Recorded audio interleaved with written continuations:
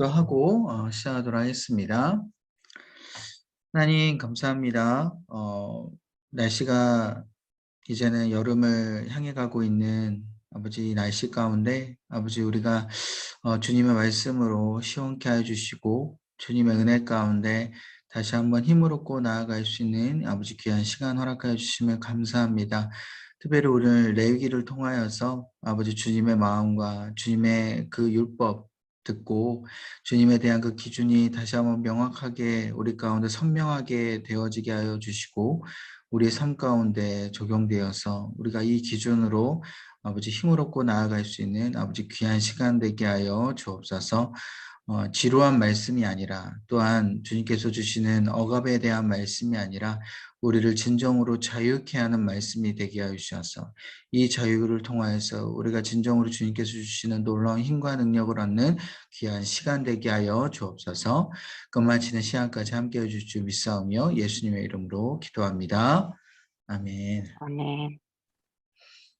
네, 오늘은 조금 이제 어려운 말씀 이제 들어가는 거죠. 레위기입니다. 레위기. 레위기를 우리가 주님께서 우리에게 주신 법이라고 생각하시면 돼요. 저번에 잠깐 설명드렸듯이 헌법, 우리나라의 가장 최고의 법은 헌법이죠. 비슷하게 레위기에 주신 말씀이 물론 이제 출애굽기하고도 연관되지만 출애굽기 하반절부터 있는 말씀하고도 연관되지만 그것이 바로 하나님께서 이스라엘 백성들에게 주신 율법, 최고위의 법이라고 우리가 볼 수 있습니다. 그런데 이 최고위의 법이 요약된 게 십계명이고요. 이 십계명을 풀어서 쓴 게 바로 이제 레위기에 대한 이제 말씀인 거죠. 십계명은 우리가 잘 알다시피 1계명부터 4계명까지가 하나님께 우리가 어떻게 해야 될지에 대한 말씀이 1계명부터 4계명이고 5계명부터 10계명까지의 법이 바로 이웃에 대한 부분의 말씀이 바로 십계명입니다. 특별히 출애굽기부터 이제 레위기 이 십계명을 뭐 다 풀어놨다라고 말씀드렸지만 기본적으로 이 레위기에 대한 이 중점적인 사항은 뭐냐? 바로 십계명의 1계명부터 4계명까지의 법을 풀어놨다라고 보시면 돼요.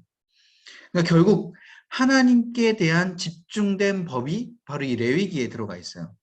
그럼 나머지 5계명부터 10계명까지 그 이웃 사랑에 대한 법은 어디 들어가 있냐? 레위기에도 중간에 조금 들어가 있고요. 출애굽기에도 조금 들어가 있고 이제 신명기에 대한 부분을 보면요. 더 많이 풀어져 있어요. 그래서 레위기는 주로 하나님께 대한 법이다 라고 여러분들이 이해하시면 되고 5계명부터 10계명까지 바로 이 이웃사랑에 대한 법은 주로 이제 이 신명기에 대한 부분이 많이 들어가 있다. 물론 신명기에도 하나님에 대한 중점적인 부분이 많이 있습니다. 물론 우리가 조금 있다가 다음에 우리가 살펴보겠지만 이 신명기는 모세가 이스라엘 백성들에게 유언으로 남긴 법이에요. 결국 이제 모세가 이제 가나안 땅을 바라보면서 들어가지 못하고 비스가산이라는 곳에서 이제 저 멀리 이 가나안 땅만 보고 내려와서 이스라엘 백성들에게 앞으로 너희들이 가나안 땅을 들어갈 건데 가나안 땅에 들어가서 하나님께 너희들을 어떻게 섬겨야 될지 그것에 대한 법이 자세히 설명한 게 바로 이 신명기죠. 근데 이제 레위기에 대한 법을 이제 축소시켜서 이 신명기에서는 또 나와져 있고요. 플러스 레위기에서는 조금 중점적으로 다루지 못했던 이 이웃사랑에 대한 법, 너희들이 정말 하나님의 백성이라면 이웃을 어떻게 사랑해야 될지에 대해서 보충 설명해 주는 게 바로 이 신명기에 들어가 있다라고 여러분들 이해하시면 될 것 같아요. 그래서 출애굽기 20장 이후부터 하나님의 법이 쭉 레위기 신명기까지 나오지만 이러한 차이점이 있다는 것을 여러분들이 먼저 이해하시고 레위기를 들어가시면 될 것 같습니다. 자, 먼저 그러면 이제 주제를 보시면 자, 하나님께 대한 법이라고 했죠. 그래서 하나님께 거룩하게 나아가는 법. 왜? 하나님은 거룩하시기 때문에 우리 인간이 하나님 앞에 나아가려면 우리가 거룩하게 방식을 채택을 해서 나아가야 돼요. 쉽게 얘기하면 이겁니다. 예를 들어 자녀가 놀이터에서 엄청 더럽게 놀고 들어와요. 그러면 그 더러운 자녀를 여러분들이 안아줄 수 있습니까? 없잖아요. 빨리 씻고 오라고부터 이야기하죠. 마찬가지예요. 우리가 죄를 짓고 정결하지 못한 우리의 모습이 하나님 앞에 나아가려면 우리가 깨끗이 씻음을 받고 하나님 앞에 나아가야 돼요. 그러니까 결국은 이 말은 우리가 거룩하게 정결하게 되고 나서 하나님 앞에 나아가야 된다라는 것이죠.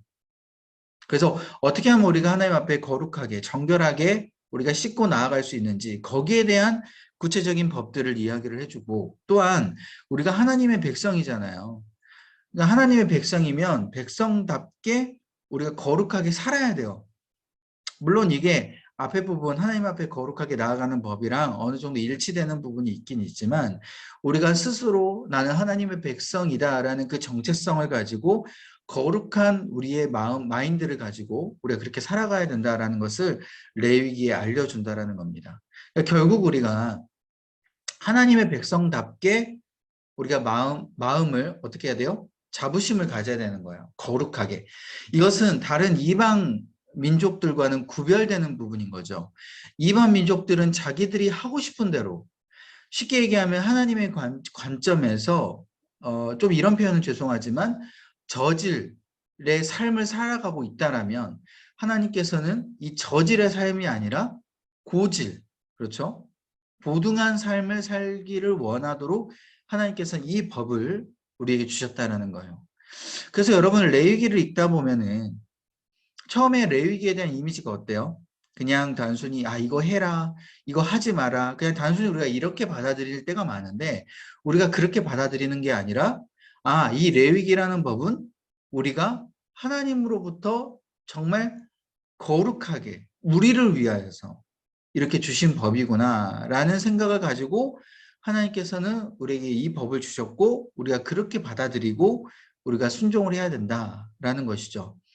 그러니까 이스라엘 백성들이 그렇게 레위기를 받았는데 어떻게 해요? 이스라엘 백성들은 그렇게 살지를 못했어요. 그죠? 그래서 여러분 의미를 보시면, 거룩하지 않은 인간이 하나님의 거룩함과 만나기 위하여 따라야 하는 모습, 그것이 분명히 이 레위기에 담겨져 있다는 거예요. 그런데 이스라엘 백성들은 그 레위기의 법을 받고도 어떻게 돼요? 그렇게 살질 않았다라는 거예요. 그래서 무서운 법이 되어버렸어요. 왜? 레위기의 법을 보다 보면 그렇게 하지 않았을 때 따라오는 대가가 어떻게 됩니까? 너무 참혹합니다. 심판을 받게 돼요. 특별히 그런 거룩한 모습을 따르지 않았을 때 최고위의 법은, 그러니까 최고위의 심판은 어떤 심판이냐? 돌에 맞고 죽거나, 아니면 갑자기 하나님의 심판을 받아서 막 땅이 지진을 나서 그 땅이 사람을 삼키거나, 이러한 결국 죽음으로 그 따르지 못했을 때에 받는 그런 대가가 나타난다라는 것이죠.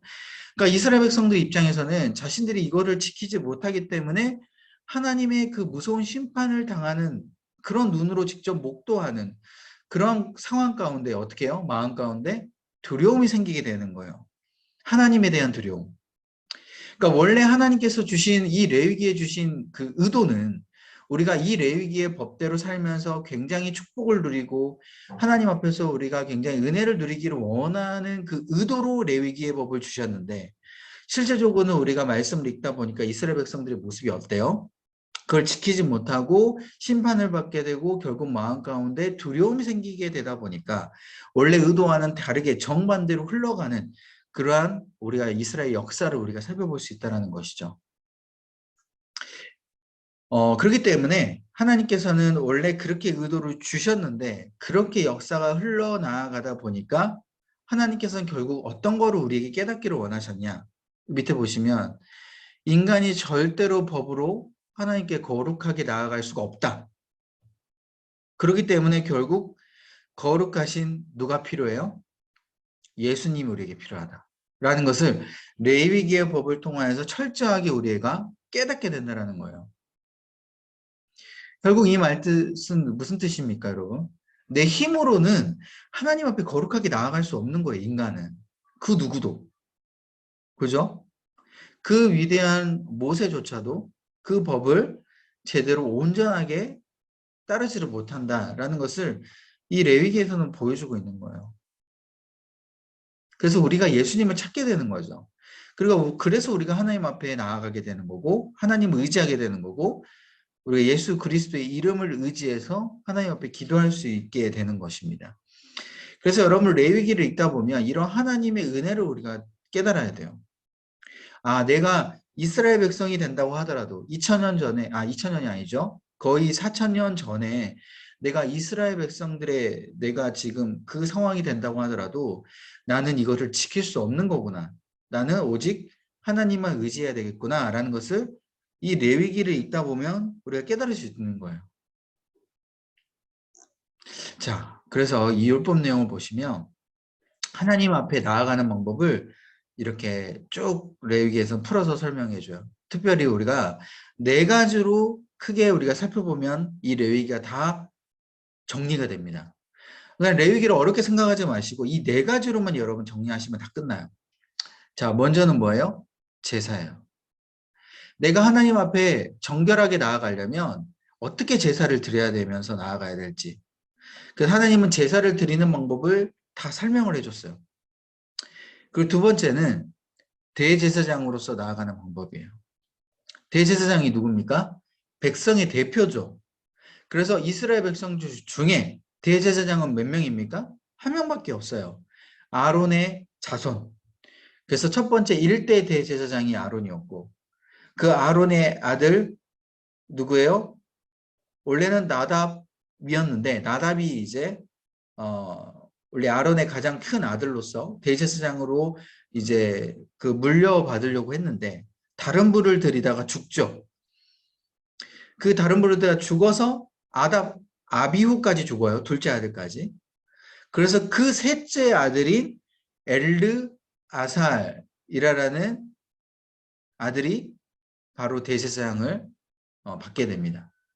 이렇게 아론의 자손들이 쭉 대표로서 대제사장이라는 직책을 맡게 되고 대제사장은 우리가 조금 이따 살펴보겠지만 성막이 있으면 그 성막 안에 지성소가 있어요. 지성소는 하나님의 임재가 있는 곳입니다.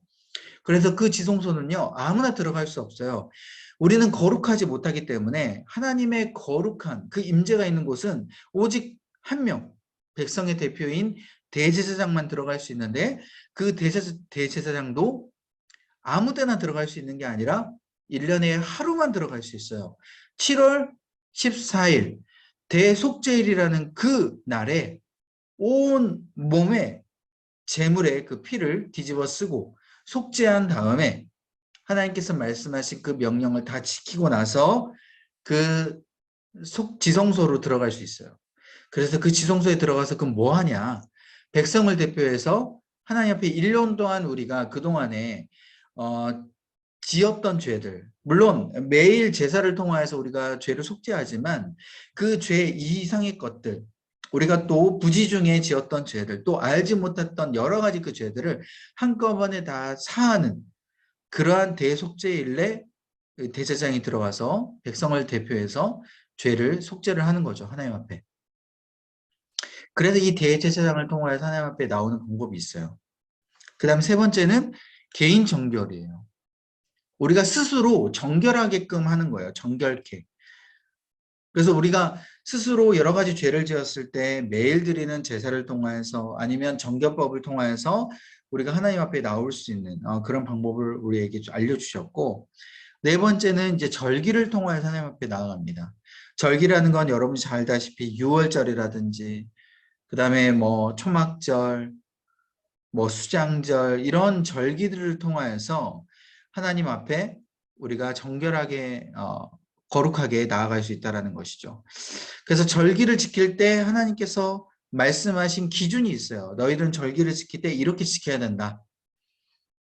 그래서 특별히 여러분들 이 네 가지만 기억하면요. 레위기는 다 정리가 돼요. 아, 하나님 앞에 거룩하게 나아가는 법이 레위기구나. 근데 거룩하게 나아가려면 제사를 통하여서 대제사장을 통하여서 또 개인적으로 정결을 통하여서 또 절기를 통하여서 이렇게 네 가지를 통해서 우리가 하나님 앞에 거룩하게 나아갈 수 있구나 라는 것만 여러분 알면 레위기 정리가 돼요. 이해되시죠? 네. 여러분 이거 그 작년에 레위기도 했지만 제가 이렇게 쉽게 설명하지 않았잖아요. 그죠? 이게 더 쉽게 제가 정리를 한 거예요. 네. 자, 보시면 그러면 이제 첫 번째 들어가 봅시다. 이제 제사를 통하여서 하나님 앞에 나아가려고 하는데 레위기 1장부터 7장까지 내용이에요, 이게. 총 제사는 몇 가지 내용의 제사가 있냐? 번제가 있고요. 그다음에 소제가 있고요. 그다음에 화목제가 있고요. 그다음에 속죄제 있고 그다음에 속건제 총 5가지의 제사법이 있어요. 하나님은 그냥 한 번 제사를 드리면 되는데 왜 굳이 이렇게 5가지의 종류를 굳이 구분하시고 왜 5가지의 제사를 드리게끔 하셨냐? 의미들이 다 다릅니다. 여러분 쉽게 얘기하면 이런 것과 같아요. 우리 자녀가 예를 들면 잘못을 했어요. 근데 그 잘못한 게 다 다르죠. 그렇죠? 어떤 때는 그릇을 깨트려 가지고 엄마 잘못했어요 라고 이게 용서를 구할 때가 있고 때로는 어때요? 부모님께 완전히 반항을 해. 막 거역을 해. 하기 싫어. 막 때를 써. 이 죄의 경중이 다 달라요. 그렇죠? 그리고 특별히 죄를 짓고 나서도 뭔가 제사를 드린다고 하더라도 이 부모님께 나중에 엄마 내가 너무 잘못했어. 엄마랑 같이 뭔가 하고 싶어 라고 뭔가 아양을 부릴 때가 있어요. 또 아양을 부리는 또 제사가 또 따로 있어요. 그런 식으로 의미들이 다 다르다라는 겁니다. 자, 그러면 의미가 어떻게 좀 다를지 한번 볼까요? 자, 번제라는 제사가 있어요. 번제는요, 쉽게 얘기하면 불에 태우는 제사입니다.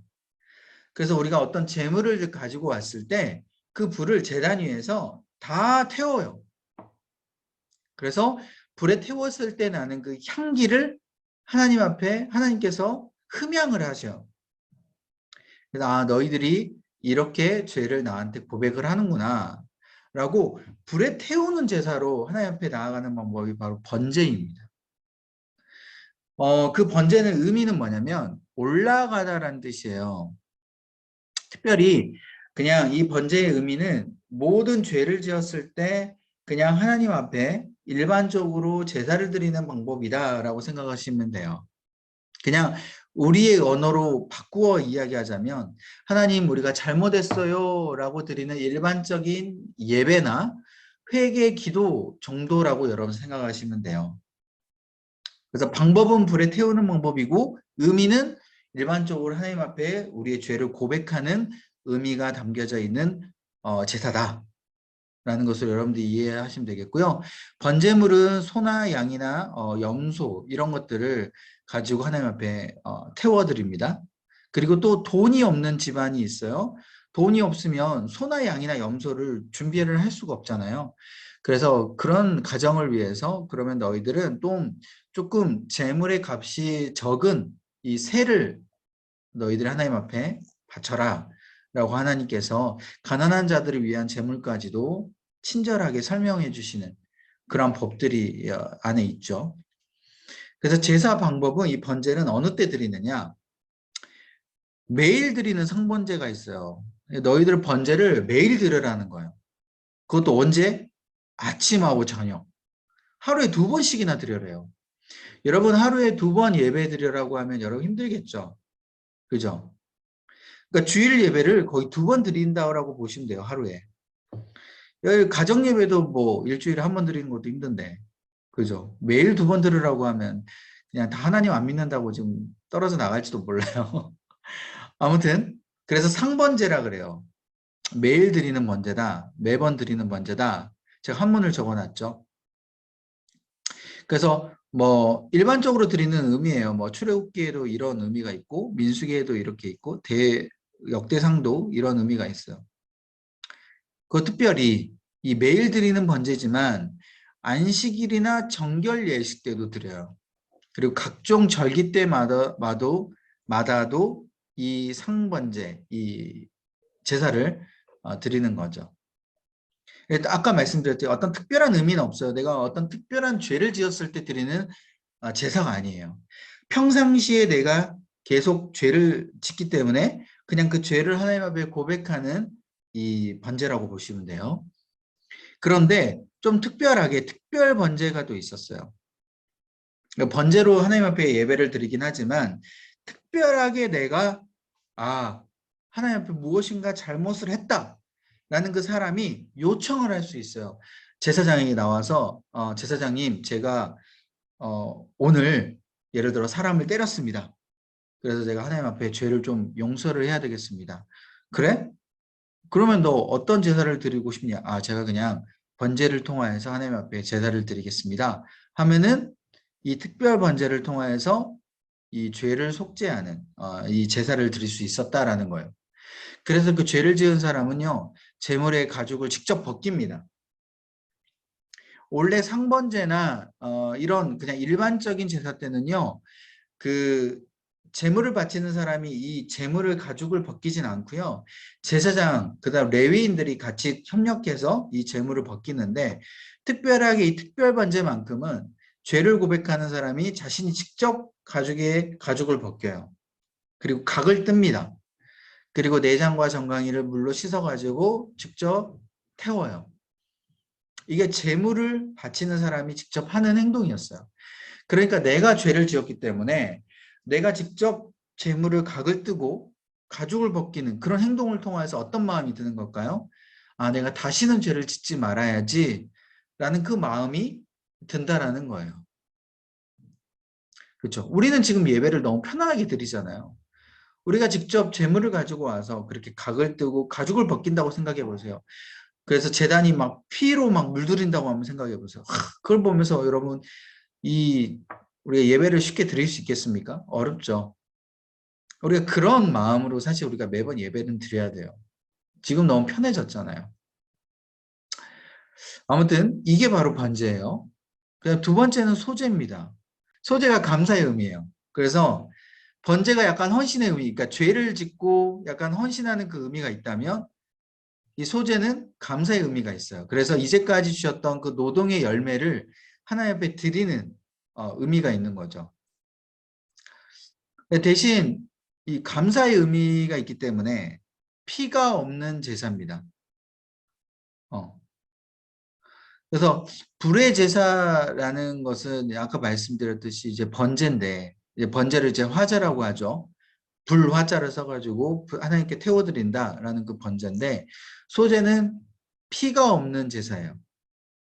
그래서 각을 뜨고 뭐 피를 뿌려서 불에 태우는 이런 제사가 아니라 그냥 구워요. 구운 정병, 그 밑에 보시면 번제물이 땅의 소산을 가지고 우리 하나님 앞에 드리는 건데 곡식을 가지고 그냥 하나님 앞에 그냥 바치는 그 다음에 화덕에 굽는다든지 이런 것으로 하나님 앞에 이 소제를 드려요. 감사의 의미니까. 특별히 그래서 제사 방법이 뭐냐면 가루 한 줌에 유향을 섞어서 단위에 불사릅니다. 그래서 뭐 고운 기름도 들어가고 유향도 있고 또 화덕으로 구워요. 무교병이나 무교전병 뭐 이스트를 넣진 않지만 일단 기본적으로 하나님 앞에 이런 음식을 만들어 가지고 하나님 앞에 제사를 드리는 거죠. 철판에 붙이기도 합니다. 그리고 솥에 삶기도 해요. 그래서 이런 여러 가지 방법으로 음식을 만드는 거예요. 쉽게 얘기하면. 그래서 그 음식을 하나님 앞에 드리고 대신 그 음식을 어떻게 하냐. 나중에 소제를 드린 다음에 제사장이 먹어요. 번제 같은 경우는 어떻게 하냐면 하나님 앞에 그냥 다 바치는 거죠. 약간 헌신의 의미가 있다면 다 바친다면 이 소제는 제사장이 먹어요. 제가 적진 않았지만. 그래서 이런 의미가 있어요. 감사. 감사할 때 이렇게 드리는 거구나. 자, 그럼 화목제는 뭐냐? 화목제는요, 일반적인 번제나 조금 있다가 네 번째 이 속죄제 같은 경우. 그러니까 하나님 앞에 굉장히 우리가 죄를 고백하고 난 이후에 이제는 하나님 앞에 화목되기를 원하는 마음으로 드리는 제사가 바로 이 화목제예요. 보통 자녀가 죄를 짓고 나서 엄마 잘못했어 울고 불고 해가지고 그렇게 고백을 한 이후에 이 부모님이 어때요? 마음이 풀리긴 하지만 온전히 풀리지 않긴 하잖아요. 그죠? 자녀가 이제 죄를 고백했지만. 근데 이제 자녀가 어떻게 해요? 아양을 떨어. 엄마, 내가 잘못했어. 엄마, 다시는 그러지 않을게 하면서 엄마, 용서해줘. 막 화 풀어 하면서 막 아양을 떠는 그러한 행동 자체가 화목제라고 보시면 돼요.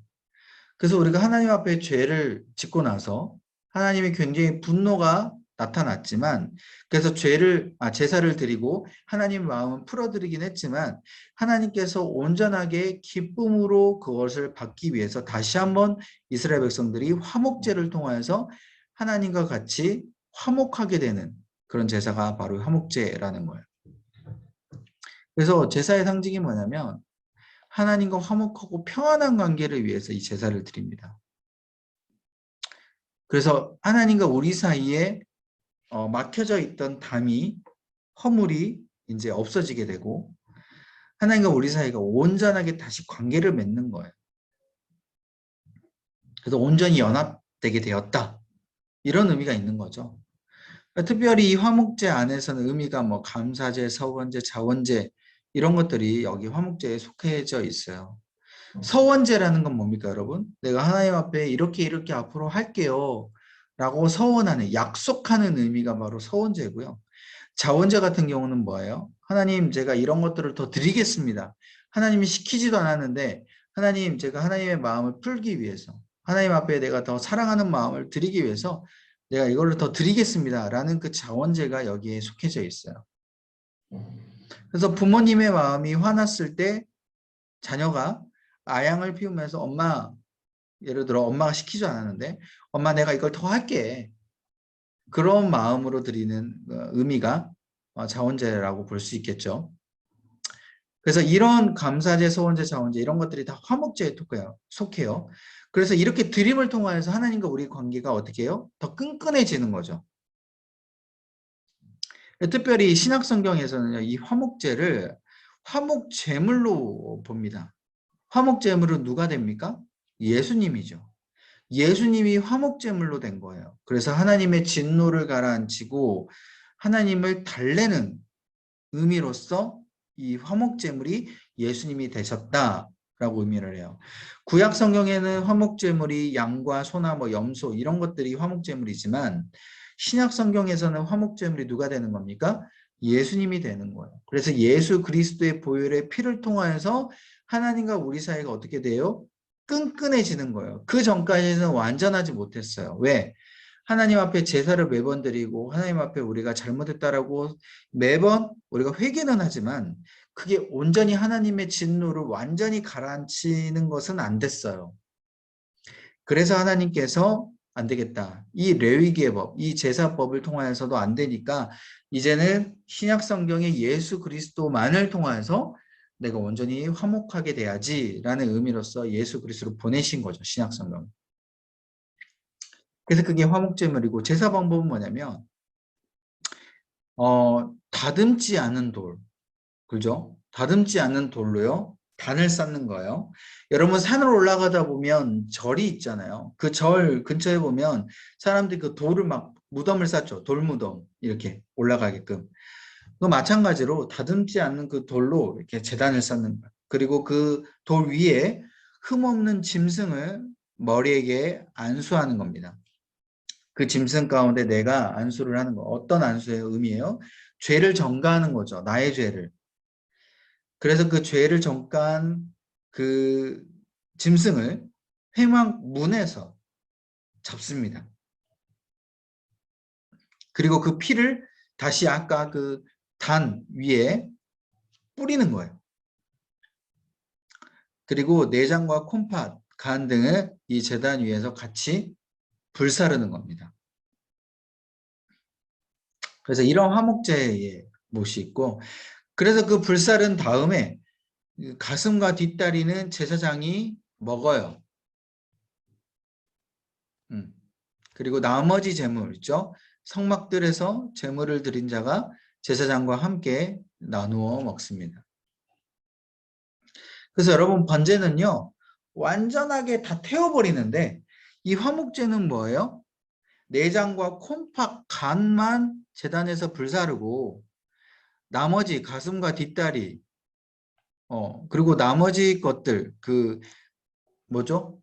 이 동물, 그 짐승의 나머지 부분들은 사람들과 뭐 같이 먹는 거죠. 그래서 구워서 먹는 거예요. 쉽게 얘기하면. 그래서 나머지 3일째까지 이 제물이 남는 것은 불에 태우고요. 화목제는 이런 국가적인 경축을 할 때 같이 많이 합니다. 공동체적으로 같이 진행을 하는 거예요. 그리고 77절, 뭐 제사장의 위임식, 그리고 나실인 서원을 할 때 보통 이 화목제를 많이 해요. 그래서 특별히 공동체적으로도 할 때 사람들이 음식을 같이 나눠 먹으면서 하나님에 대한 은혜를 나누는 거죠. 이런 화목제의 의미가 굉장히 중요하고요. 네 번째는 속죄제예요. 속죄제는 뭐냐? 죄를 지었을 때 기본적으로 하나님 앞에 잘못했다라고 회개하는 제사가 바로 이 속죄제예요. 특별히 죄 중에 내가 알면서 지은 죄도 있지만 알지 못해서 지은 죄도 있죠.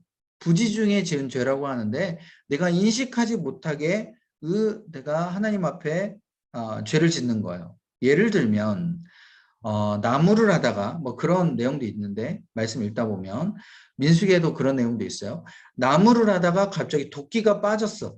도끼가 막 날아가 가지고 지나가는 사람 머리를 탁 맞춰요. 그래서 그 사람이 죽었어. 여러분 이거는 내가 의도적으로 한 지은 죄입니까? 아닙니까? 아니죠. 의도적인 죄가 아니에요. 그런 죄들도 다 포함시킨 거예요. 그리고 내가 알지 못한 죄들도 있어요. 예를 들면 내가 막 사람들과 이야기하다가 은근히 다른 사람을 험담을 했어. 그리고 그 사람에 대해서 내가 해를 끼쳤어. 내가 깨닫지 못한 상황에서. 그래서 내가 가지고 있는 재물이 저 사람에게 손해를 끼쳤단 말이에요. 예를 들어 내 소가 저 사람 소를 예를 들어 상해를 입혔다든지 내가 알지 못한 그런 죄들이 있었단 말이에요. 그런 죄들도 다 포함한 거예요. 이 속죄제가. 그래서 그런 속죄제들을 하나님 앞에 내가 죄를 지었습니다라고 회개를 하는 이 의미가 담겨져 있고요. 특별히 나병은 예전에는 하나님 앞에 저주를 받았다라고 생각하는 병이에요. 그래서 내가 나병이 걸리게 되면요. 우리가 잘 알다시피 어떻게 해요?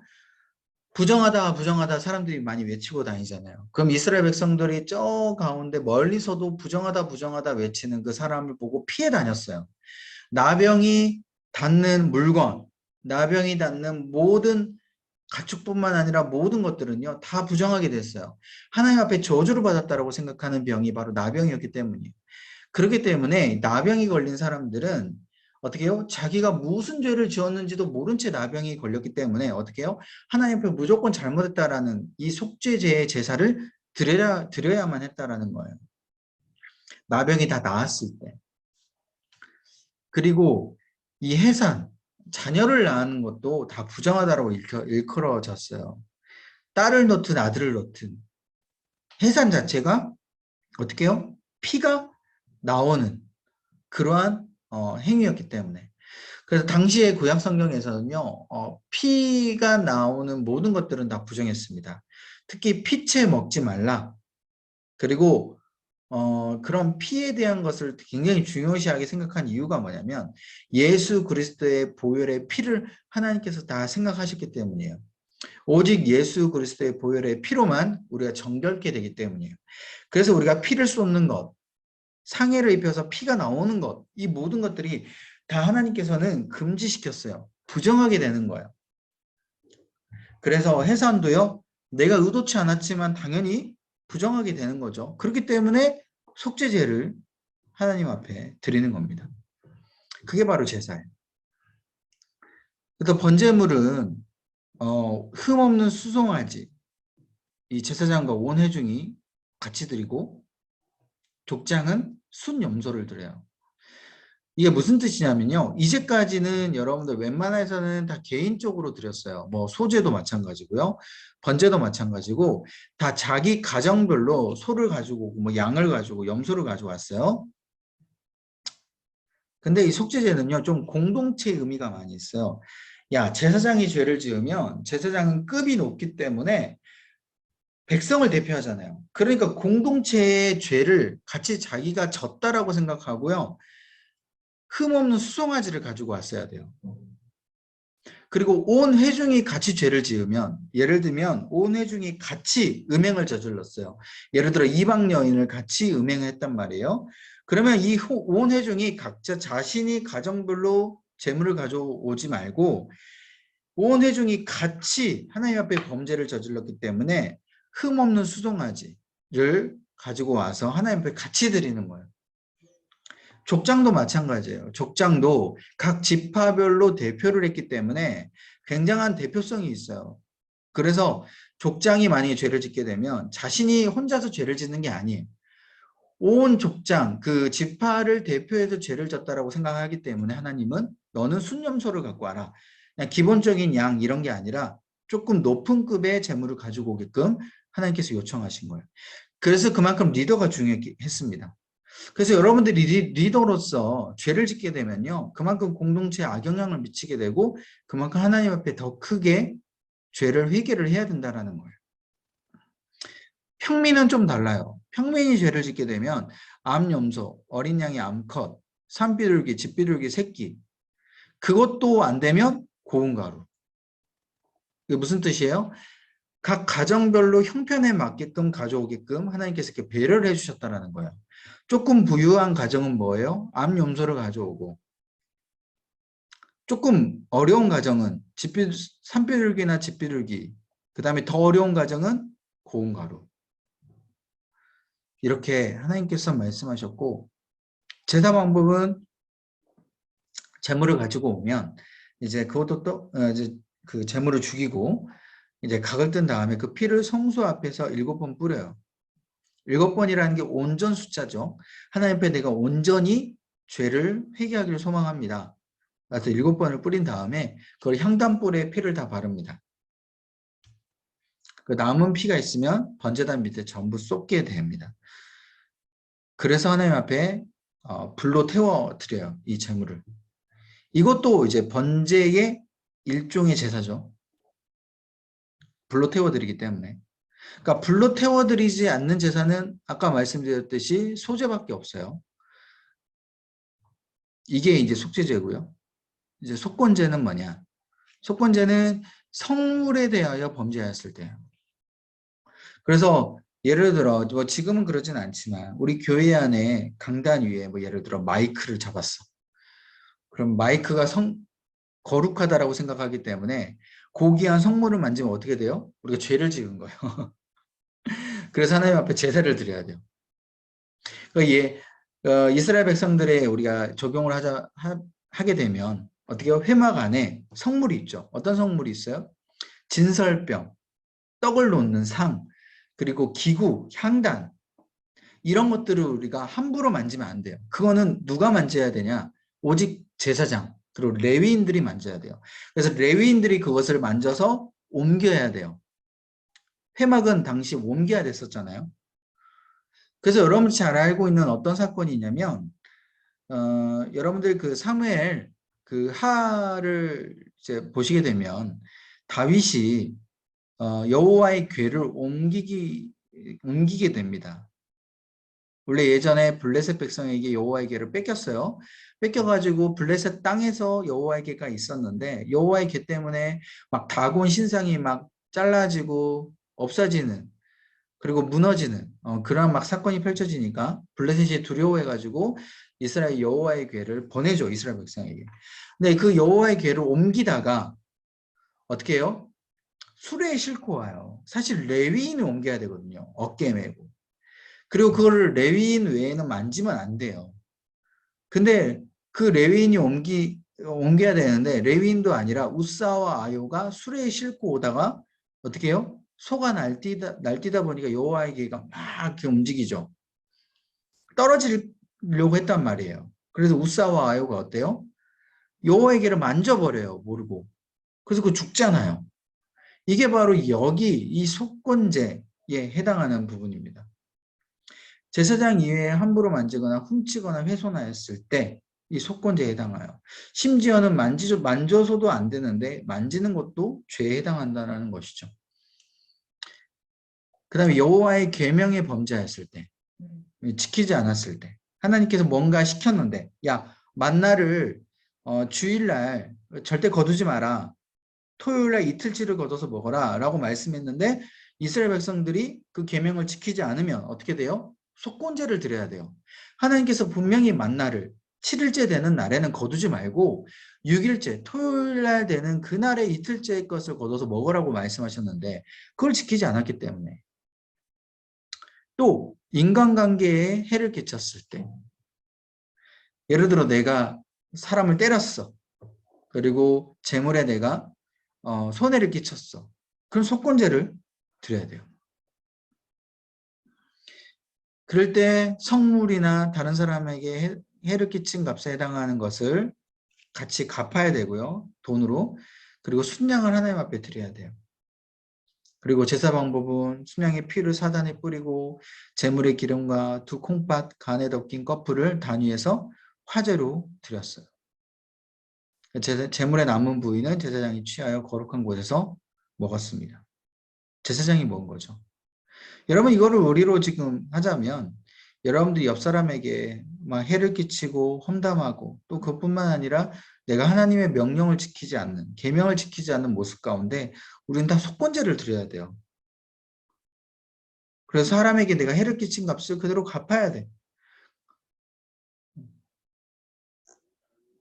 그래서 이게 바로 눈에는 눈, 이에는 이의 방법으로 사람에게 갚는 부분인 거죠.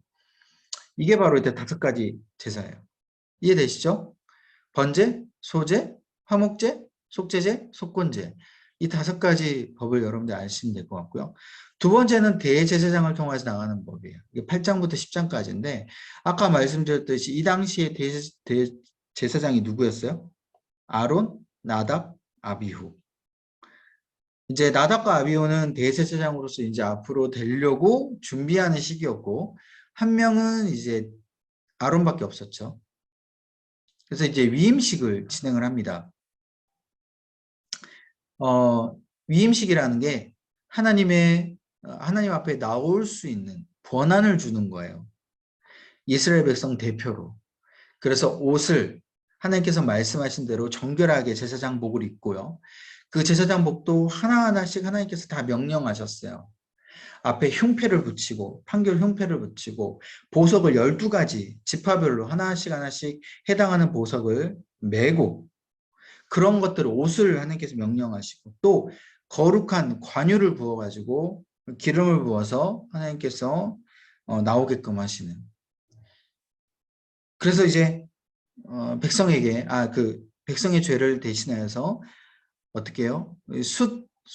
수송아지에게 죄를 전가하고 하나님 앞에 순양을 드리고 이런 것들을 제사를 다 드렸다라는 것이죠. 그래서 이 위임식을 통해서 이제는 온전히 대제사장만 하나님 앞에 가까이 나올 수 있었다라는 것이죠. 그 다음에 이제 세 번째는 정결케 함으로 하나님 앞에 나아가는 법입니다. 11장부터 17장까지인데요. 이것도 내가 스스로 정결케 해야 돼요. 몇 가지 방법이 있냐. 정한 짐승 먹어야 되고 그 다음에 출산하고 난 이후에 정결법을 제사를 지켜야 되고요. 그 다음에 아까 말씀드렸지 나병, 그 다음에 유출병, 그 다음에 속죄일, 그 다음에 하나님께 제사를 드릴 것, 그 다음에 거룩함에 대한 정결, 내가 스스로 내 생활 가운데 거룩하게 돼야 되는 부분을 또 이야기하는 거예요. 자, 이렇게 7가지가 있는데 간단하게 설명드리자면 이 정한 짐승이라는 건 뭐냐? 하나님께서 구분을 해 놓으셨어요. 너희들이 먹어야 될 짐승, 그다음 먹지 말아야 될 짐승. 먹어야 될 짐승이 정한 짐승이고요. 먹지 말아야 될 짐승이 부정한 짐승이에요. 그러면 이거를 어떻게 구분하냐? 하나님께서 말씀해 주셨어요. 정한 짐승은 굽이 갈라져 쪽발이 있고 같이 새김질을 해야지만이 먹을 수 있다. 그래서 뭐 낙타, 사반은 뭐 너구리를 뜻하는데 이런 것들은 먹으면 안 돼요. 토끼 이런 것들을 먹으면 안 돼. 왜? 둘 중에 하나라도 안 하기 때문이에요. 뭐 쪽발이 아니든지 뭐 책임질을 하지 말아야 아니 책임질을 안 하든지 뭐 이렇게. 그다음에 돼지도 먹으면 안 돼요. 돼지도 책임질을 하지 않기 때문에 그런 부분에 있어서 이제 이야기를 하는 거죠. 뭐 소 이런 거는 먹어도 된다라고 나와 있죠. 그래서 이슬람 같은 경우는 오히려 소를 안 먹잖아요. 그죠? 신성시해가지고. 그러니까 하나님께서 굉장히 분노를 하시는 거예요. 완전히 반대로 하기 때문에. 우리 같은 경우는 다 먹잖아요. 돼지도 먹고 소도 먹고 돼지 안 먹으면 진짜 어떻게 사나 할 정도로 맛있게 먹잖아요. 당시에 먹으면 안 됐어요. 그리고 지느러미와 비늘 있는 것 이것을 먹어야 돼요. 그러니까 생선 중에 지느러미가 있고 비늘이 있는 것. 그리고 날개가 있고 네 발로 뛰어다니는 곤충을 먹었어야 돼요. 예를 들면 뭐 메뚜기 이런 거를 먹을 수 있다는 것이죠. 그 외의 것들은 먹으면 안 돼요. 하나님께서 이걸 정해 주셨어요. 그래서 음식을 가지고 우리가 정결케 돼야 된다. 라는 것을 한 가지 말씀하시고 두 번째는 이제 출산에 대한 거예요. 아까 말씀드렸죠. 피라는 것 자체가 우리를 부정하게 만든다라는 거예요. 그래서 아까 이제 네 번째도 유출병이라는 것을 우리가 조금 이따 살펴보겠지만 우리 몸에 어떤 피가 난다라는 건 예수 그리스도의 보혈과는 다른 의미이기 때문에 우리는 오직 예수 그리스도의 보혈의 피로만 우리가 하나님 앞에 나아갈 수 있는 의미로 우리는 정결하게 돼야 된다는 거예요. 그래서 하나님께서는 이 피에 대한 부분을 엄격하게 말씀하셨어요. 그래서 일단은 출산은 그래도 안 할 수는 없잖아요. 그래서 우리가 출산은 하되 출산을 하게 되면 우리가 부정하게 되는데 남자아이랑 여자아이랑 조금 구분해서 하나님께서 말씀하셨어요. 이게 남녀 차별일 수 있긴 있는데 그죠? 남자는 7일만 온전하게 부정하게 돼요. 출산하게 되면. 그래서 7일 동안에는요. 집 밖을 나가면 안 돼요. 뭐 아무것도 만지면 안 돼 그냥. 그래서 우리가 코로나 걸렸듯이 코로나 걸리면 어떻게 해요? 그 방 안에서 혼자 지내면서 그 남편이 이렇게 해준 음식만 받아가지고 먹듯이 그렇게 지내야 돼. 그리고 8일째 되면요. 조금 부정해서 이제 해방되는데 대신 온전하게 완전히 정결케 되는 건 아니에요. 이제 8일째 되면요. 아이를 데리고 할례를 해야 돼요. 제사장에게 나와가지고 할례를 이제 하고요. 그 이후에 33일째 되는 그 날에는요. 온전히 이제 깨끗해져요. 그래서 총 출산하고 난 이후에 40일이 지난 이후에야 완전하게 깨끗하게 돼요. 그래서 제사를 하나님 앞에 드려야 돼요. 아까 말씀드렸죠. 속건제를 하나님 앞에 드리는 거예요. 그래서 정결함을 제사장 앞에 선포를 받는 겁니다. 이 여자아이 같은 경우는 기한이 2배예요. 14일 동안 온전하게 부정되고 그 14일 지나서 할례를 받고 그 다음에 할례가 아니죠. 여자아이는 할례를 받을 필요 없죠. 온전히 80일이 지난 후에야 깨끗해지는 이러한 기간이죠. 왜 특별히 8일째 할례를 받냐? 이거는 의미가 예수 그리스도의 부활에 대한 의미예요. 어떻게 보면 첫 안식일이 지난 후에 예수님이 부활을 하셨죠. 물론 금요일 날 예수님께서 돌아가셨지만 첫 안식일에 대한 그 다음 날에 부활한 의미가 하나님께서 창조하신 날부터 8일째 되는 날이기 때문에 예수 그리스도의 부활의 의미 또 하나님께서 창조해서 쉬고 나서 그 다음 날이라는 그 의미를 통하여서 야 이제 새 출발을 하자 새롭게 부활하는 그런 의미 가운데 이러한 의미로 8일째 할례를 받고요. 세 번째는 나병 환자에 대한 정결법이에요. 아까 말씀드렸죠. 나병은 하나님께 저주를 받았다라는 의미가 있어요.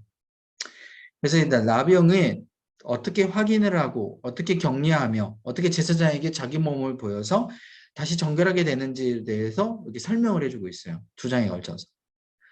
다음에 유출병이에요. 유출병은 아까 말씀드렸듯이 피라는 게 부정하기 때문에 유출이라는 게 내 의지와 상관없이 계속 피를 하혈을 하는 거죠. 그래서 멈추지 않는 그 유출병. 그 가진 그 혈류병이라고도 하죠. 그래서 혈류병을 가진 그 여인에 대한 이야기도 있잖아요. 예수님의 옷자락에만 손을 얹어도 내가 낫겠다라는 믿음으로 고친 그 여인, 그게 바로 유출병이에요. 그래서 그 여인이 얼마나 힘들었는지가 우리가 여기에서 짐작을 할 수 있어요. 유출병은 아까 말씀드렸듯이 기구나 모든 것을 만지는 그 순간부터 다 부정하게 돼요. 그렇기 때문에 얼마나 힘들겠습니까? 사람도 못 만나요. 뭐 스킨십도 못 하는데. 그래서 그런 힘든 것 가운데 7일이 지난 후 8일째 정결 제사를 드리게 됩니다. 그 다음에 속죄일 7월 10일 날 이제 드리게 돼요. 7월 10일은 대속죄일이에요. 14일이 아니죠. 아까 제가 7월 14일이라고 했는데 7월 10일입니다. 7월 10일 날 1년에 한 번 모든 백성이 다 모여요. 그리고 백성들이 이제까지 지었던 모든 죄들을 대제사장을 통하여서 하나님 앞에 죄를 고백하고 씻음을 받게 됩니다.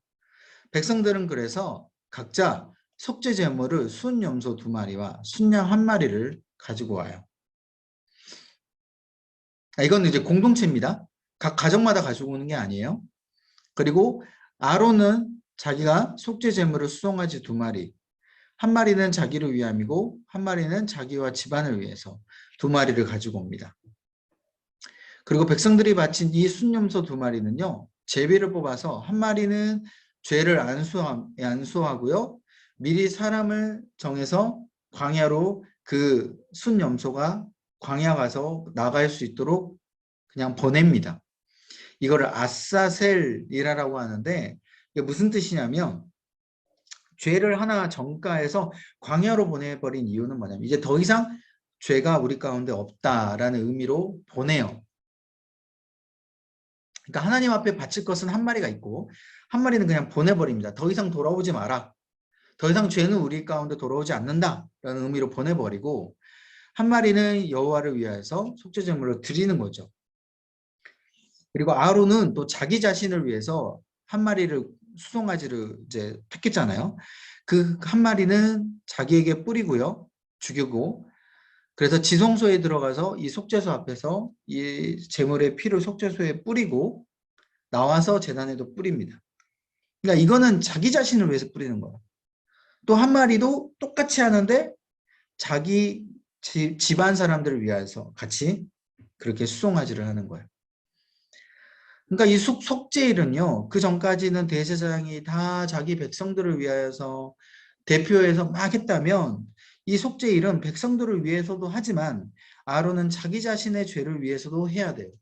그래야지만이 지성소에 들어가서 어떻게 해요? 죽지 않게 돼요. 온전히 지성소는 깨끗한 상태에서 들어가야 돼요. 무슨 말인지 이해하시죠? 그래서 이 대속죄일에 이 아론이 자기 자신을 위해서 막 수송아지를 잡고 막 피를 뿌리고 해도 혹시나 자기가 죽을 수도 있기 때문에 발에 어떻게 하냐면 방울을 달아요. 그래서 줄을 길게 늘어뜨립니다. 그래서 다른 사람들은 다 밖에 있죠. 그래서 대제사장만 들어가서 그렇게 제단에 피를 뿌리고 하나님 앞에 이제 제사를 드리는데 중요한 건 하나님께서 야, 너 잘못했다. 너 죄가 아직까지 남아있다. 내가 하라는 대로 안 했다. 라고 하면서 하나님께서 대제사장을 죽일 수도 있어요. 지성소에서. 그러면 대제사장이 만약에 죽게 되면 어떻게 돼요? 끌어내야 되잖아요. 밖으로. 죽은 상태로 지성소에 있으면 안 되잖아요. 그럼 누가 들어갑니까? 지성소에. 백성들이 못 들어가요. 그렇기 때문에 발에 끈을 묶고 방울을 다는 거예요. 그래서 대제사장이 움직일 때마다 방울이 막 움직이면서 소리가 나겠죠. 그러면 밖에서 백성들은 지금 안에서 대제사장이 살았구나라는 걸 알 수 있는 거고요. 한동안 소리가 계속 안 들려요. 방울 소리가. 그럼 어떻게 되는 거예요? 죽었구나라고 아는 거예요. 그래서 밖에 늘어뜨린 그 줄을 질질 끄는 거죠. 무슨 호러물도 아니고, 그죠? 아무튼 그만큼 굉장히 엄격했다라는 거예요. 이 속죄일은. 내 대제사장도 죽을 만큼 그만큼 죄를 온전히 깨끗이 씻고 하나님 앞에 나아가는 그런 의미가 있는 거고요. 그래서 제가 그런 생각을 해보게 되었어요. 뭐 이거는 확실치는 않지만 이 대속죄일의 의미가 지금 오늘날로 따지면 어느 부분일까요? 부흥이에요, 부흥회. 2박 3일 수련회예요, 수련회. 그 의미로 발전된 거예요. 여러분 1년 동안 우리가 계속 수련회를 할 수 없잖아요. 그죠? 그래서 뭐 예를 들면 여름에 한 번이라든지 겨울에 해서 뭐 2번이라 이런 식으로 우리가 수련회를 갖는 이유가 뭐예요? 그동안에 평소 때 우리가 하나님 앞에 죄를 고백하지 못하고 우리가 영적으로 살지 못했던 우리의 죄를 하나님 앞에 고백하면서 우리가 영적으로 다시 한번 깨끗이 되고 리플레시 되고 회복되는 그런 놀라운 기간이 바로 이 수련회잖아요. 부흥회잖아요. 마찬가지예요. 이 속죄일이 바로 그 의미가 발전됐다라고 여러분 생각하시면 되겠고요. 그래서 여러분 1년에 한 번쯤은 수련회 가셔야 돼요. 부흥회 한번 하셔야 돼요. 감사특반도 약간 그런 의미가 있는 거고. 그죠? 자, 6번째는 하나님께 제물을 드릴 곳이에요. 우리가 이제 정결하게 하는 법 중에 하나가 우리가 하나님 앞에 제사를 드릴 때 제물을 아무 데서나 잡고 아무 데서나 그 제물을 막 피 뿌리고 하는 게 아니라 하나님이 정한 곳이 있어요. 정한 곳은 어디냐? 바로 성소 제단 앞에서 제물을 잡아야 되고 그 제단의 피를 제단 앞에 뿌려야 돼요. 이건 하나님의 앞에서라는 의미가 있는 거예요. 아무한테서 앞에서나 가가지고 재물을 막 죽이고 막 각을 뜨고 피를 뿌려가지고 하나님 저 다 이제 회개했습니다라고 하는 게 아니라 하나님께서 정한 곳에서 그렇게 해야지만이 하나님께서 죄를 용서해 주시고 너가 내 앞에서 죄를 회개했구나라는 것을 인정하게 되는 거예요. 그리고 특별히 아까 말씀드렸죠. 피는 너무나도 민감한 사항입니다. 피는 오직 예수 그리스도밖에 피밖에 우리가 사함을 받을 수 없어요. 그렇기 때문에 이 피를 제단 앞에 뿌린 이유가 바로 그런 의미고 이 피를 그래서 우리가 먹으면 안 돼요. 피채 먹으면 안 돼요. 그래서 우리가 그, 그 재물을 잡을 때 죽이죠. 각을 뜨고 피를 뿌린 다음에 그 재물을 그대로 먹으면 안 돼요. 그 재물을 삶든지 화목제 같은 경우는 뭐 삶기도 하고 굽기도 하죠. 아무튼 구워서 먹든지 삶아서 먹든지 그래서 그 피채 그 동물을 먹으면 안 돼요. 짐승은. 하나님께서 명령하셨어요. 그래서 여러분 원래대로 따지자면요. 여러분도 육회는 별로 좋지 않아요. 여러분들 육회 별로 좋아하시면 안 됩니다. 그 기생충이 우리 배 안에 막 들어오기 때문에 하나님께서 다 과학적으로 이거를 다 이게 우리의 건강을 위해서도 정결을 위해서도 다 명령하신 부분이에요. 자, 그 다음 7번째는 거룩함에 대한 정결이에요. 18장부터 20장인데 성적인 정결. 우리 일상생활하면서 성적인 정결을 해야 돼요. 당시에 우리가 회막 생활을 그러니까 그 텐트 생활을 했잖아요. 텐트 생활을 하면서 뭐 물이 많이 있습니까? 아니면 뭐 그때 당시에 비누가 있습니까? 우리가 얼마나 뭐 깨끗이 씻겠습니까? 그렇기 때문에 성적인 정결을 하나님께서 해라. 그래서 항상 이 깨끗함, 이 청결함, 특별히 너희들 청결함을 유지할 때에 근친상간을 금지했어요. 이 부모와 자식 간의 관계, 또 뭐 사촌 간의 관계, 이런 근친상간 절대 하면 안 된다. 이거는 하나님께서 너희들 가운데 아담과 하와를 부부 간의 관계 가운데 이 자녀를 주셨고 그 자녀가 아담과 하와의 뭐예요? 형상이 되는 거예요. 하나님의 형상이자 부모의 형상이 되는 거예요. 그런 자신의 형상과 성관계를 맺는다? 이건 도대체 있을 수가 없는 일이다. 그리고 월경 때도 성관계를 금지해라. 아까 말씀드렸죠. 피는 부정하다라고 분명히 말씀해 주셨어요. 그 피를 쏟고 있는 그 여인과 관계를 맺지 말라. 그리고 이것도 짐승과 교합 금지. 이것도 정말 상상도 알 수 없는 이런 것들을 하나님께서 하지 말라라고 분명히 말씀해 주셨고 그리고 다른 사람에게도 우리가 거룩하게 대해야 된다는 거예요. 곡식을 거둘 때 가난한 사람을 위한 남겨둬야 된다. 무슨 뜻이냐면 가난한 사람이 있는데 그 가난한 사람이 먹을 것도 없이 막 굶어 죽어가는데 나 혼자 이건 내 밭이고 내 곡식이다 하면서 하나도 주지도 않고 인정머리 없게 나 혼자 먹는, 이게 하나님의 거룩한 백성으로서 이거는 하지 말아야 된다. 단순히 밑바닥에 있는 기본적인 것부터 해가지고 고차원적인 하나님의 놀라운 그 기준까지 하나님이 거룩함에 대한 정결함에 대한 법을 우리에게 말씀해 주셨어요. 이 18장부터 20장까지는 약간 10계명에 5계명부터 10계명에 있는 그 이웃사랑에 대한 법을 어느 정도 조금 더 부각을 해놨다라고 여러분들이 이해하시면 되겠죠. 마지막 네 번째는 절기를 지키면서 하나님께 나아가는 법이에요. 이거는 이스라엘 3대 절기를 뜻합니다. 6월절, 77절, 그리고 초막절, 이렇게 세 가지 절기만 여러분 외우시면 돼요. 뭐 여러 가지 단어들이 있어요. 6월절은 무교절이라고도 부르고 또 초실절이라고 불러요. 이거 조금 이따 제가 설명할게요. 자, 먼저 6월절은 어떤 의미냐? 여러분 6월절은 구약 출애굽기의 이 10가지 재앙 중에 마지막 10번째 재앙과 너무나도 연관되어 있습니다. 10번째 재앙은 제가 저번에도 설명드렸죠. 출애굽기 설명할 때. 어떤 의미가 있어요? 패스오버, 넘어가다라는 뜻이에요. 무엇을 보고 넘어갑니까? 좌우 문설주에 있는 피를 보고 넘어갑니다. 하나님의 사자가. 그래서 이거는 이스라엘 백성이기 때문에 내가 살려주고 애굽 백성이기 때문에 내가 죽이고 이 의미가 아니라 예수 그리스도의 피의 표본이 된 어린 양의 피가 있으면 어떻게 되는 거예요? 살려주는 거예요. 그래서 애굽 백성도 똑같이 문지방에 어린 양의 피를 발라놨으면 어떻게 되는 거예요? 살았던 거예요. 그래서 6월절의 의미는 바로 하나님께서 생명을 구원해 주신 그 하나님의 놀라운 그 하나님의 구원을 기념하고자 하나님께서 6월절을 제정해 놓으셨어요.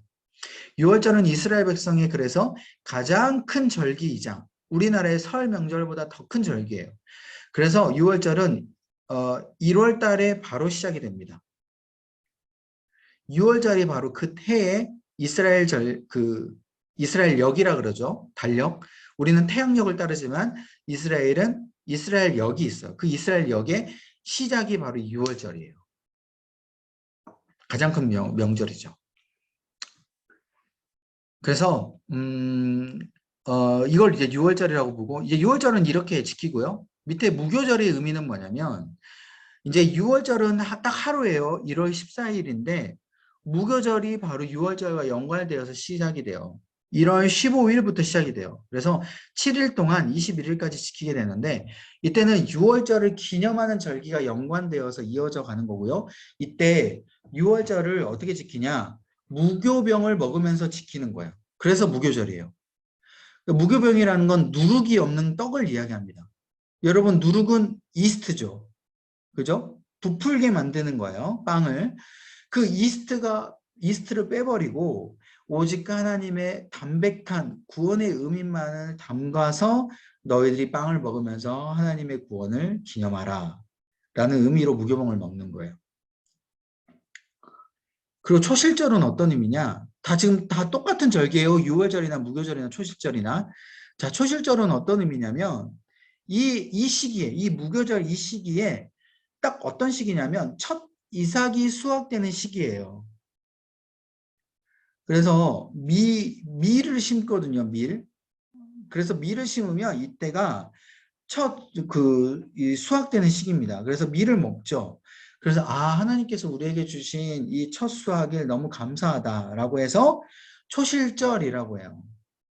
그래서 이 이삭을 흔들면서 하나님 앞에 제사를 드립니다. 그래서 소제를 드려요. 아까 5가지 제사 중에 번제, 소제, 화목제, 속죄제, 속건제 중에 이 소제를 드리는 거예요. 그 소제는 어떻게 드려요?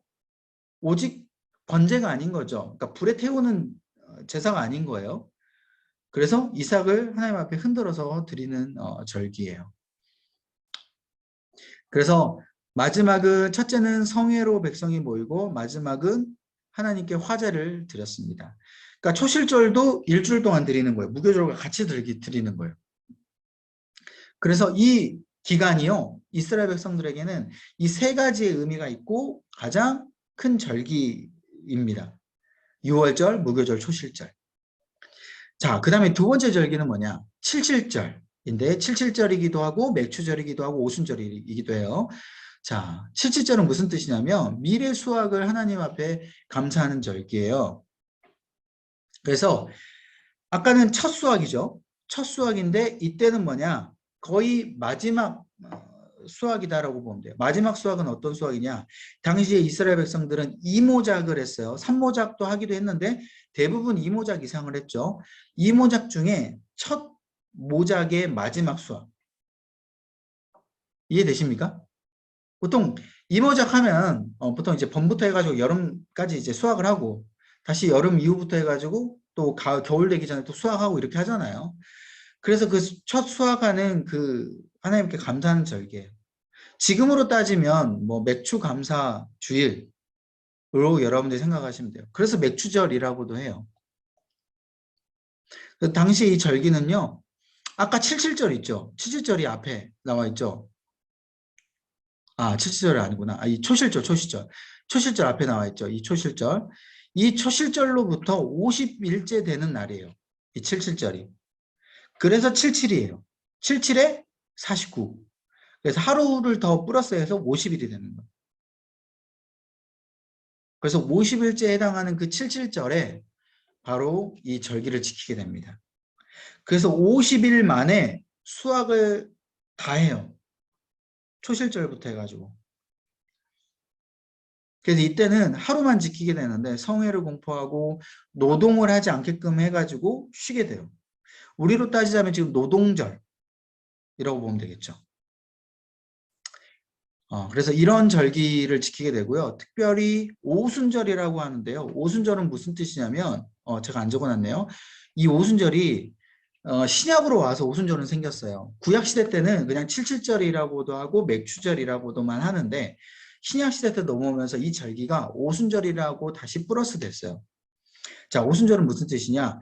여러분, 오순절은 우리 한글말로 5 곱하기 10입니다. 자, 그러니까 쉽게 얘기하면 뭐 말장난이기도 하는데 77절도 77에 49에서 50일이잖아요. 이 오순절도 5 곱하기 10이에요. 그래서 오순, 순이 10이잖아요. 그래서 오순절인데 왜 굳이 오순절이라는 어떤 이 표현을 썼냐? 신약시대 때 넘어오면요. 성령이 언제 임하십니까, 여러분? 마태복음이나 마가복음 이 복음서에 보면 성령이 언제 임하세요? 오순절날 임하세요. 오순절날. 오순절날. 그래서 예수님이 승천하시고 나서 50일째 되는 그날에 성령이 임하세요. 그래서 오순절이라고 해요. 오순절. 그래서 성령 강림절이라고도 하고요. 오순절이라고도 합니다, 여러분. 여러분, 이런 절기에 대한 이름은 여러분이 의미 정도는 다 알고 있어야 돼요. 막 갑자기 막 주일날 여러분 그 뭐 주보에 나와 있잖아요. 다음 주일은 성령 강림절로 지키게 됩니다. 그럼 도대체 성령 강림 주일이 왜 이날이 성령 강림 주일인지 도대체 이게 무슨 뜻인지를 여러분 알고 신앙생활을 하셔야죠. 그죠? 그냥 성령 강림 주일인가 보다. 그냥 다음 주일은 그냥 헌금해야 되나 보다 하고 헌금 띡 하고 아무런 감사 마음도 없는데 그냥 의미도 모른 채 그냥 헌금하고 여러분 그러지 마세요. 이런 의미 정도는 알고 여러분들이 그렇죠? 그 절기를 지키는 거예요. 그래서 오순절이라고도 합니다. 그래서 성령이 임하셨다. 너무 감사하다라는 의미로 오순절을 지키게 되는 거고요. 세 번째는 초막절이에요. 초막절기는 어떤 절기냐? 말 그대로 초막을 짓고 살아간 그 광야 시대를 하나님 앞에 감사하며 기념하는 절기예요. 그 광야 생활은 언제 했습니까? 출애굽 이후에 40년간 광야 생활을 했잖아요. 그죠? 그래서 그 40년을 광야 생활한 그 기간이 얼마나 하나님 앞에 감사해요. 왜? 먹을 것도 떨어지지 않았죠. 그리고 신발도 헤이지 않았죠. 옷도 헤이지 않았어요. 그리고 심지어 메추라기까지 먹었어요. 이런 모든 은혜가 바로 이 초막절의 은혜에 있는 겁니다. 그래서 그 초막절을 생각하면 그때 광야 생활을 생각하면 어떤 마음이 드는 거예요? 아, 지금 우리가 비도 안 오고 막 수학도 막 어려운 상황을 보면은 정말 야, 광야에서도 우리가 살았잖아. 하나님께서 이렇게 살게 해주셨잖아. 지금 뭐 수학 좀 안 된다고 뭐가 그렇게 걱정이 되냐? 라는 그러한 감사의 의미로 다시 생각을 해보게 되자라는 의미가 있는 거예요. 이 초막절이. 그래서 당시에는요, 직접 지금도 유대인들은 이 절기를 지켜요. 그래서 이 초막절이 되면요, 이 초막절을 언제 지키냐면 7월 15일부터 8일 동안 지켜지는데 8일 동안 그 집 옆에 그냥 쉽게 얘기하면 텐트를 쳐요. 텐트를 쳐서 그 텐트 안에 먹고 자고 하는 거예요. 8일 동안. 그래서 첫째 날과 여덟째 날에는 성회로 같이 모여요. 온 이스라엘 백성들이 모여가지고 하나님 앞에 감사하는 제사를 드리게 되는 거죠. 이때 화목제를 드리는 거예요. 아까 화목제 이 의미 들으셨죠? 공동체로 같이 하나님 앞에 드리는 절기. 그래서 이렇게 초막절을 지키게 됩니다. 그래서 이게 바로 초막절의 의미예요. 특별히 수장절, 장막절도 마찬가지예요. 수장절도 하나님께서 우리 가운데 이제까지 지키시고 보호하여 주셨습니다. 라는 그 의미가 있는 거고, 장막절도 마찬가지예요. 뭐 장막이 뭐 초막이죠, 뭐 한마디로. 그래서 이런 단어로 절기를 의미한다라는 거니까 여러분들이 레위기 읽다가 갑자기 6월절 이야기하다가 갑자기 초실절이라는 이야기가 딱 나오면 이 절기는 또 뭐야 이렇게 생각하지 마시고 6월절, 무교절, 초실절이니까 같은 의미구나 이런 의미가 있구나. 또 77절 이야기하다가 갑자기 오순절이 나오고 막 맥주절 나오면 같은 의미구나 이런 식으로 여러분들이 생각하시면서 읽으시면 돼요. 이게 바로 레위기에 대한 의미입니다. 그 막판은 마지막에 이제 제가 이제 성막에 대한 그 그림을 가지고 왔는데 하나님께서 광야 생활을 할 때 이스라엘 백성들이 출애굽해서 광야 생활을 할 때 이렇게 성막을 지어라고 했어요. 그래서 보시면 12지파들이 다 3지파씩 맨 가에 성막을 둘러싸면서 진을 치게 되어 있고요. 그리고 그 중간에 보시면 게르손, 고핫, 무라리 바로 레위 자손들이 이 3명의 자손이 각각 동쪽, 고핫이 이쪽이 아니죠. 모세와 아론이 동쪽이죠. 동쪽, 그 다음에 게르손이 서쪽, 그리고 동서남, 고핫, 그다음 무라리 이런 쪽으로 이렇게 동서남북 사방에 레위 자손과 모세와 아론이 진을 치게 돼 있습니다. 그 안에. 그래서 출입문이 동쪽이에요. 항상 하나님이 동쪽에서 임재하신다라는 의미가 있는 거예요. 그래서 동쪽으로 들어오셔서 번제단부터 해서 물두멍 차례대로 하나님이 정결을 모시고 그 다음에 성소로 들어오시고 마지막 지성소에 머무르면서 하나님 이스라엘 백성과 같이 함께 하신다라는 의미가 있는 겁니다. 그래서 여기 보시면 지성소 안에는 언약궤가 있고 성소에는 뭐 금향단, 금촛대, 떡상 이런 것이 있고요. 그 성소에는요 제사장들이 들어갈 수 있어요. 지성소에는 대제사장만 들어갈 수 있고 1년에 한 번만 아까 7월 10일 날 들어갈 수 있는 거예요. 물두멍에는요 제사장이 들어가기 전에 먼저 손을 씻어요. 그리고 여기 뜰에는요 재물을 잡고 각을 뜨고 아까 이제 번제단이 있죠. 여기서 각을 뜨고 해가지고 나머지 똥이나 뭐 내장 이런 것들은 다 뜰 옆에 다 한 곳에 버립니다. 그리고 번제단에 같이 불살라 드리는 이런 제사를 같이 드리는 거예요. 그래서 이스라엘 백성들은 어디 있는 거예요? 이 바깥에 다 있는 거예요. 그리고 이 지금 여기 이렇게 쳐져 있는 이 회막, 이 성막, 이 쳐져 있는 것들은요, 이스라엘 백성들이 그 바깥에서 이렇게 볼 수 있도록 이렇게 다 쳐져 있는 거죠. 낮게 쳐져 있는 거예요. 길이가 거의 10m, 뭐 50m 이런 식으로 되어 있어요. 그러니까 생각보다 거의 60만 3,550명 이상이 되는 이스라엘 백성이기 때문에 여기를 다 둘러도요. 못 보는 사람들도 있겠죠. 어느 정도는. 그러죠? 아마 대부분 못 볼 거예요. 그런데 주위에 있는 사람들은 볼 거고 이런 식으로 제사를 드리는 상황이 펼쳐진 겁니다.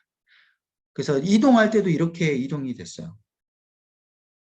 그래서 여러분들 이것을 기억하시고 이제 읽으시면 될 것 같습니다. 기도하겠습니다. 하나님, 정말 우리가 이 죄악을 심각하게 바라보며 주님 앞에 회개할 때에 눈물을 흘리며 회개하고 자복하고 통회하는 심령으로 주님 앞에 나아가게 하여 주옵소서. 오직 주님은 거룩하시니 우리도 주님 앞에 나아갈 때에 우리가 정결하게 하는 우리의 마음 허락하여 주시고, 오직 예수 그리스도의 보혈의 피를 힘입어서 우리가 하루하루 주님 앞에 회개하며 또한 주님 앞에 온전히 나아갈 수 있는 우리의 모습 될 수 있도록 주님 인도하여 주옵소서. 우리는 부족합니다. 주님, 그때마다 이 말씀이 떠오르게 하여 주시고, 매번 이스라엘 백성들이 제물을 잡고 각을 뜨고 그 피를 제단에 뿌리는 그 제사, 아버지, 우리가 생각하면서 우리가 예배를 드릴 때 정말 한 번의 예배를 드리더라도 허투루 드리지 않게 해주시고, 온 마음과 정성을 드리며 예배를 드리게 해주시고, 또한 우리 이웃 가운데 아버지, 우리가 거룩한 모습으로 우리 이웃을 섬기고 또 예수 그리스도의 보혈의 피를 힘입은 또 주님의 백성다운 모습으로 나아갈 수 있도록 주님 인도하여 주옵소서. 이 모든 말씀 예수님의 이름으로 간절히 기도합나이다. 아멘.